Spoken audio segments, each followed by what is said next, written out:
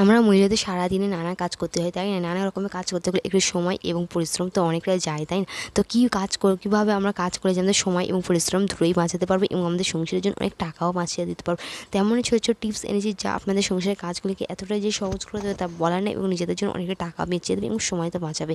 Please video পুরো দেখবেন, একটু স্কিপ করবেন না। অনেক কিছু শিখতে এবং জানতে পারবে যা নতুন নতুন টিপস যা আপনাদের সংসারের খরচ কমে একদম অর্ধেক করে দেবে। তো দেখুন, এই ধরনের যে পেনের খালি ক্যাপগুলো আছে ওগুলো ভুলেও ফেলবেন না, এগুলো দিয়ে অনেক কিছু করা যায়। ঠিক তেমনই টিপস এনেছি, আপনি ভুল করে কুকারের রাবার ফেলবেন না। চলুন দেখে নেওয়া যাক আজকের প্রথম টিপসটি কী। এই যে আমাদের প্রত্যেকের বাড়িতে এই রকম পর্দা থাকে, তাই না? আমরা পর্দাগুলোকে অর্গানাইজ করে রাখি। তো দেখে নেওয়া যাক আজকের প্রথম টিপস। তো এইখানে দেখুন, এখানে আমরা সিজার নিয়েছি। আমরা করতে যাই তো কী হয়, এরকম সিজার বা কাঁচি নিয়ে যাই। তো ব্যাগের মধ্যে এরকম নর্মালি যদি রেখে দিয়ে যেতে এগুলো অনেকটা সূচ, তো তাই না? ব্যাগের বাইরে তো সূচের ধারালোটা বার হয়ে আসলে কীভাবে রাখলে যে এই সমস্যাটা দেখা যাবে না, যে বার হয়ে আসবে। যদি বাইরে যদি কোনো গাড়িতে থাকি তো বা বাস বা কোনো ট্রেনে, তো পাশে যদি কেউ থাকে তার গায়েও লেগে যাওয়ার সম্ভাবনা আছে। তো আপনি সিম্পল একটা টিপস শেয়ার করবো, এরকম যদি ধারালো যদি কাঁচি সিজার যাই যান না কেন, তো এইরকম যদি আপনার কাছে খালে ফ্রেনে ঢাকা যদি থাকে, তো এই ঢাকা দিয়ে এইভাবে মুড়ে নেবেন। এতে করে কী হয়, আপনার এর ধারটা বার হয়ে আলেও এর প্রোটেক্টর থাকবে। আশা করি বুঝতে পেরেছেন। এই টিপসটা অবশ্যই অ্যাপ্লাই করবেন, বাইরে গেলে এই সমস্যাটা দেখবেন অনেকটা সমাধান হবে। তো নেক্সট হচ্ছে আমাদের প্রত্যেকের ভেতরে মশলাপাতি আনাই হয়, তাই না? মশলা কৌড়ে ঢেলে নেওয়ার পরই আমাদের মশলা অনেক খানিকটা রয়ে যায় এবং পরে এরকম প্যাকেটটা ছেঁড়া থাকে। তো সিম্পল একটা টিপস শেয়ার করছি যে আপনার মশলাগুলো ঘুরে বেরোবে না এবং মশলা যত গিয়ে গ্রান্ডটা আছে সেইটাও বার হবে না, একদম পুরো ভালো থাকবে। আপনি একটি পুরোনো এরকমই ছুরি নেবেন, ছুরিটাকে ভালো করে গ্যাসের চুলায় ভালো করে গরম করে নেওয়ার পর তারপরে আপনি এইভাবে যেই ছেঁড়া জায়গাটা এইভাবে জাস্ট এইভাবে একটু চেপে দেবে।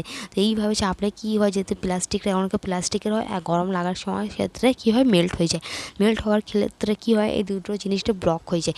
এই ব্লক হয়ে গেলে আর এই মশলাপাতিগুলো আর বের হবে না এবং আপনি আপনার যখন প্রয়োজন মনে হবে তখন আপনি আবারও ছিঁড়ে করতে একদম রিসিল হয়ে আসবে। তো টিপসটি অ্যাপ্লাই করবেন, অনেকটা কাজে আসবে। চলে যাচ্ছি পরবর্তী টিপস। এই টিপসটা অনেক উপকার আসবে, চলুন দেখে নেওয়া হচ্ছে কী টিপস। তো দেখুন, এই যে আমাদের প্রত্যেকেরই তো এখন যেহেতু রমজান মাস চলছে, তাই না? রমজান মাসে একটু লেবুর পরিমাণটা একটু লাগে, যেহেতু আমরা শরবত করি বা কোনো চাট বা কোনো কিছু রান্নাতে আমরা দিয়ে থাকি। তো আমরা বিশেষ করে আমার শরবতেই দিয়ে থাকি, তাই না? পাতিলেবুগুলো আমরা যদি একটু কাজকে যদি একটু কমাতে চাই, তো এই সিম্পল একটা টিপস শেয়ার করতে পারে। তো আপনি কী করবেন, আপনি যখন লেবুগুলো কিনে আনবেন তো আপনি কী করবেন, ভালো করে ধুয়ে নেওয়ার পর আপনি ভালো করে একটু কেটে নেবেন। তো কেটে নিলে কী হয়, এতে করে কি আমাদের কাজটা অনেকটাই সহজ হয়ে আসবে। তো আপনি বটির সাহায্যে কেটে নেবেন। তো এটা কাটার আগে অবশ্যই একটু কোনো নিচে পেপার রাখবেন, যেহেতু আমি এখানে রিউজ করার জন্য আমি পলিথিন রাখছি। যেহেতু এর রসটা পড়লেও আমাদের মেঝেটা বা কোনো বি স্ল্যাপে রাখেন তো এর একটা ব্লিচিংটা একদম সাদা হয়ে যায়, কিরকম একটা দাগ কষের দাগ ধরে যায়।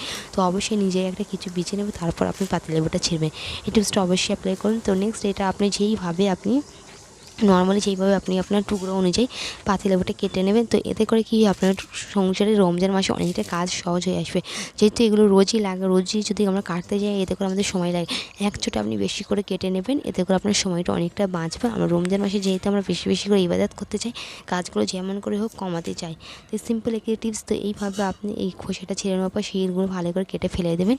তো এই টিপসটি অবশ্যই অ্যাপ্লাই করবেন। তো যেহেতু এখন বটির কাজটা অনেকটাই বেশি করা হচ্ছে, অনেক ফল মল কাটা হচ্ছে, তাই না? তো এই বটির ধারাটা ভাবটা থাকে না। তো আপনি এই সিম্পল একটা টিপস শেয়ার করে এবং নতুনের মতন আবার ধারা আসবে। তো একটা স্টিলের চামচ নিয়ে এইভাবে আপনি বটিতে ধার দিয়ে দেবেন। এতে করে কী হয়, একদম ধারালো হয়ে গেছে, লেবু একদম কাটতে চায় না, তাই না? একদম মোটা খোসাটা অনেকটা মোটা। তো দেখুন, এটা ধার দেওয়ার পর একদম অনেক সহজে আপনি লেবুটা খোসা ছাড়িয়ে নিতে পারবেন, কেটে নিতে পারেন। দেখুন, সেকেন্ডের মধ্যে আপনি ছেড়ে নিতে পারলেন। তো আপনি ভালো করে এইভাবে যদি একটু যদি কাটতে যদি অসুবিধা হয়, তো একটা স্টিলের চামচ দিয়ে আপনি ঘষা দিয়ে দেবেন, আবারও নতুনের মতন ধারালো হয়ে আসবে। তো এইভাবে সিম্পল টিপস অ্যাপ্লাই করবেন। তো এইভাবে আমি সমস্ত লেবুগুলো আমি কেটে নিলাম। কেটে নেওয়ার পর আপনি এবারে কীভাবে এই জিনিসটা সংরক্ষণ করলে যে বেশি দিন পর্যন্ত তরতাজা থাকবে সেই টিপসটিও আমি শেয়ার করি। চলুন দেখে নেব যে টিপসটি কী। এই যে আমরা এখানে খোসা করে সব লেবুগুলো কাটে নিয়েছি ছোটো ছোটো টিউবে। তো কেটে নেওয়ার পর এই যে আমাদের বাড়িতে খালি কন্টেনারগুলো থাকে, এই কন্টেনারের মধ্যে ভালো করে আপনি ভরে রেখে দেবেন। এতে করে কী হয়, লেবুগুলো একদম ফ্রেশ এবং তরতাজা থাকবে। যখন আপনি শরবত করবার মনে হবে তখন বা কোনো কিছু জায়গায় যদি দিতে চান, তো তখন আপনি আবারও বার করে ইউজ করতে পারবেন। তো খুব ভালোভাবে ফ্রেশ থাকবে। এমনি যদি আপনি ফ্রিজের মধ্যে রাখেন তো এটা শুকিয়ে যায়। এয়ারটাইট একটি কন্টেনারের মধ্যে রাখবে, এটা একদম শুকাবে না, একদম তরতাজা ফ্রেশ থাকবে। কাজকে রমজান মাসে একটু করেও ছোটো একটু সহজ করে নিন, সিম্পল একটি টিপস।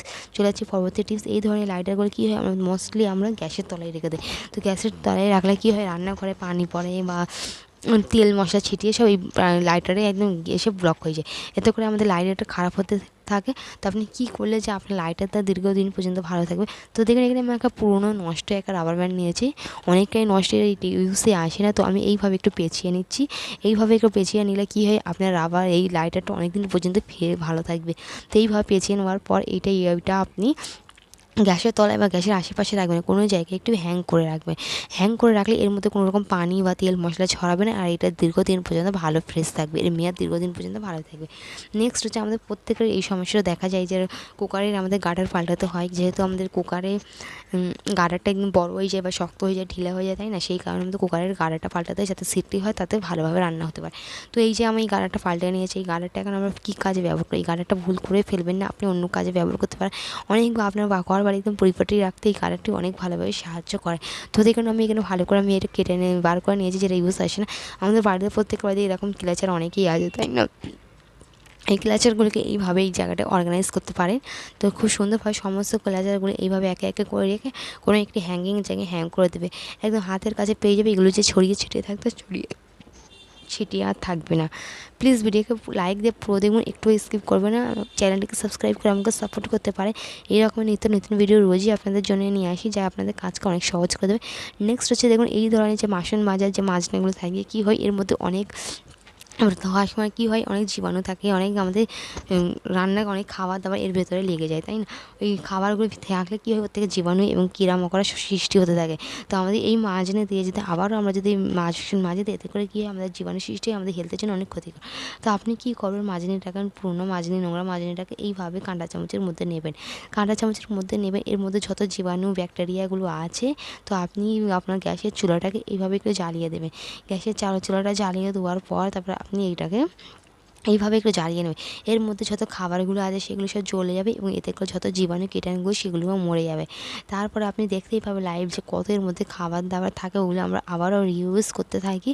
ফলে আমাদের বাসনে চললেই গিয়ে আমাদের খাবারের সঙ্গে আমাদের পেটে চলে যায়। তো এইভাবে ভালো করে জ্বালিয়ে নেওয়ার পর ভালো করে যত নোংরা ময়লাগুলো এইভাবে টেনে টেনে ঝেড়ে ফেলে দিলে যত খাবারগুলো সব বার হয়ে আসবে, এতে করে জীবাণু সৃষ্টি হয়, সেটা আর হবে না। তারপর ভালো নরম পানিতে ধুয়ে নিন, এতে মাজনিটা একদম ভালো নতুনের মতন পরিষ্কার হয়ে আসবে। আবারও ইউজ করুন, খুব ভালো হয়, কোনো রকমের ক্ষতি হবে না হেলথের জন্য।